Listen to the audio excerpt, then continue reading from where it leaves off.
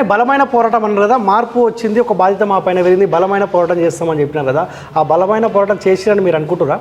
ఎవరి మీద? ఎలక్షన్స్ కంటే ముందు ఎప్పుడైతే మార్పులు వచ్చినాయో, మార్పులు వచ్చిన తర్వాత బాధ్యత మా పైన పెరిగింది, ఇంకా బలమైన పోరాటం చేస్తాం, ప్రజలకు అందుబాటులో ఉంటాం అన్న యాంగిల్లో మీరు కొట్లాడారని మీరు అనుకుంటారా? అంటే ఊహాజనితంగా కొన్నిసార్లు ఏమనిపిస్తుంది అంటే మారింది కాబట్టి తగ్గిపోయింది అనిపిస్తుంది, మారకపోతే ఇంకా తగ్గింటే అది కూడా ఒక అవకాశమే.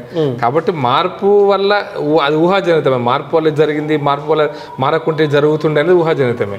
ఇప్పుడు నరేంద్ర మోడీ గారిని ప్రధానమంత్రి డిక్లేర్ చేయకుంటే ఏమవుతుండే, డిక్లేర్ చేసినాక ఏమవుతుండే, ఇవన్నీ లెక్కలే కదా. మీకు ఇచ్చిన ఇవి మధ్యప్రదేశ్ రాజస్థాన్ ఛత్తీస్గఢ్లో కూడా బీజేపీ చేసినటువంటి మార్పులు అవి ఎక్స్పెరిమెంట్స్ అవునా కదా అంటే మనం ఏం చెప్పలేము. అంటే కొన్నిసార్లు నిర్ణయాలు తప్పు ఒప్పులైనటువంటిది కాకుండా ఆల్ ఇండియా పార్టీ దేశ పార్టీ భవిష్యత్తు రెండింటిని దృష్టిలో పెట్టుకొని కొన్ని నిర్ణయాలు తీసుకుంటుంది. ఆ నిర్ణయాల్లో భాగంగానే ఆల్ ఇండియా పార్టీ తీసుకున్న నిర్ణయం తప్పిస్తే కిషన్ రెడ్డి గారు నేను ప్రెసిడెంట్ కావాలని కొట్లాడింది లేదు, ఈయన డిమాండ్ చేసింది లేదు, అడిగింది కూడా లేదు. కొన్ని కార్యకర్తలు గట్టిగానే అడిగింది కూడా ఏం లేదు. సంజయ్ గారిని తీసేయాలని కూడా చెప్పింది కూడా ఎవరు లేరు, సంజయ్ గారిని తీసేయాలని బలమైన కోరిక పెట్టింది కూడా ఎవరు లేరు. ఇది బేరూజు వేసుకున్నప్పుడు కొంచెం అనుభవం ఉన్న నాయకుడు ఎన్నికలను బాగా నడపగలుగుతారు అనుకుంటే, అందరినీ కలుపుకోపోవాలనుకుంటే కొత్త పాత సీనియర్ జూనియర్లు కలుపుకోపోవాలనేది ఒక నిర్ణయం వచ్చినప్పుడు కొంత కిషన్ రెడ్డి గారితో పెద్ద మనిషిలాగా ఉంటాడనేటువంటి ఉద్దేశంతో మార్చింటారు. అంతే తప్ప పార్టీ సిద్ధాంతం మారలే. కిషన్ రెడ్డి గారు సంజయ్ గారు మారితే పార్టీ సిద్ధాంతం మారలే, పార్టీ విధానాలు మారలే, పార్టీ యొక్క నిర్ణయాలు మారలే, పార్టీ కార్యక్షేత్రం కూడా మారలే. కొంత మీ అందుకోసం చెప్తున్నది నినాదం ఈ డిమాండ్ సంజయ్ గారు ప్రెసిడెంట్ ఉన్నప్పుడు కూడా ఉంది. సంజయ్ గారు మాట్లాడినప్పుడు ఎప్పుడు అరెస్ట్ చేస్తారు చెప్పండి అంటారు మీలాంటి మీడియా వాళ్ళు. నువ్వు అంటారుగా సంజయ్ గారు ఎప్పుడు అరెస్ట్ చేస్తారు, అరే నువ్వు అరెస్ట్ చేసి దగ్గర నిన్నే అరెస్ట్ చేసింది ఆ కేసీఆర్. సంజయ్ గారిని అడిగినా లేదా? అవునవును, నువ్వు కేసీఆర్ అరెస్ట్ చేస్తా అంటావు, ఊరికే నిన్ను అరెస్ట్ చేసిండు ఆ కేసీఆర్, నువ్వు బదులా తీసుకుంటావా తీసుకోవా? ఈ ప్రశ్నలు వచ్చినాయి మనకు, మీడియా ద్వారా వచ్చినాయి, ప్రజల నుంచి కూడా వచ్చినాయి, సోషల్ మీడియాలో కూడా వచ్చినాయి. కాబట్టి అది ఒక ప్రత్యేక పరిస్థితి ఏర్పడ్డది మనకు, అది కాంగ్రెస్ అనుకూలంగా మారింది. కానీ మీ పార్టీలో ఉన్న కీలక నేతలు సరే రాష్ట్ర స్థాయికి సంబంధించిన నాయకులు అంటే సరే రాజకీయ లబ్ధి కోసం మాట్లాడారు అనుకుందాం. సో సెంట్రల్ నుంచి వచ్చిన నాయకులు కూడా చాలామంది కేసీఆర్ అవినీతికి పాల్పడ్డారు, లోపడేస్తామని చెప్పి ఆ నాయకులు చెప్పినప్పటికీ ఎందుకు ఆ ప్రణాళిక ముందుకు పోలేదు?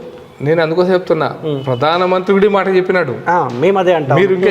మీరు ఇంకా ప్రధానమంత్రి కంటే పెద్దోళ్ళు చెప్పడానికి ఏం లేదు, ఎందుకు ముందడబడలేదు? అందుకోసం చెప్తున్నా, కాంగ్రెస్ పార్టీకి ఈ యొక్క ప్రభుత్వంలో ఉన్నటువంటి సంస్థలని తమ రాజకీయ అవసరాల కోసం వాడుకునేటువంటి సహజ లక్షణం ఉంది.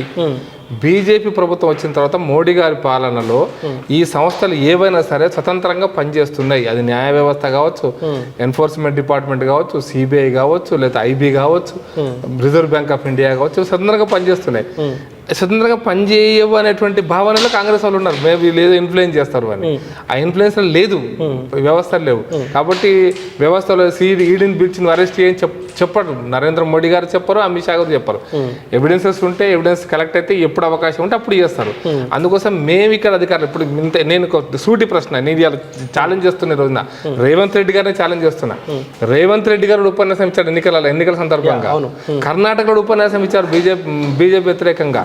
కరప్షన్ 40% కరప్షన్ ఉంది, మేము తోలు తీస్తాం, తాటా తీస్తాం, అరెస్ట్ చేస్తాం, ఇస్తాం. ఇప్పుడు ఏంటి? నేను ఇప్పుడు ఛాలెంజ్ చేస్తున్నా, దిస్ ఇస్ ద అవర్. నేను ఇప్పుడు ఛాలెంజ్ చేస్తున్నా. అందుకోసం తప్పుడు ప్రచారాలు, తప్పుడు మాటలు చెప్పినారు ఎలక్షన్స్ తాత్కాలికమైన దీనికోసం అని. ఇప్పుడు మీరు చేసి చూపిస్తే తెలుస్తాయి కదా. ఇప్పుడు తెలంగాణ రాష్ట్రంలో అవినీతి చేశారని చెప్తారు కదా, కాళేశ్వరం అవినీతి వైట్ పేపర్ పెట్టారు కదా. అవినీతి జరిగింటే అవినీతి ఏసీబీ ఉంది కదా, ఇప్పుడు పెట్టమనండి. ఓకే, అవకాశం వాళ్ళకు ఉంది కదా, అధికారం ఉంది కదా రాష్ట్ర ప్రభుత్వానికి. ఇప్పుడు పెట్టమనండి, మొత్తం అవినీతి మొత్తం బయట తీయమనండి, ఫైల్స్ బయట తీయవచ్చు కదా.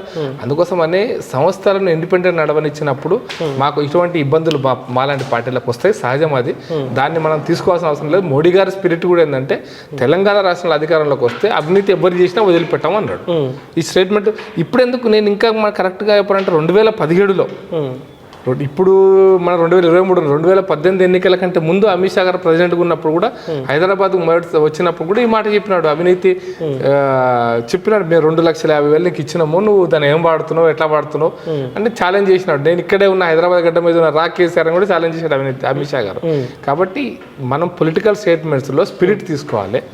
ప్రభుత్వం అధికారంలోకి వచ్చినప్పుడు ఖచ్చితంగా ఏజెన్సీలు వాటి పని వాళ్ళు చేస్తారు. ఓకే, ఇప్పుడు మీకు చిన్న ఉదాహరణ నిన్న మొన్న కూడా దొరికినాయి కదా, దొరుకుతున్నాయి కూడా పైసలు కదా. జార్ఖండ్ రాష్ట్రంలో 350 కోట్లు దొరకలేదా?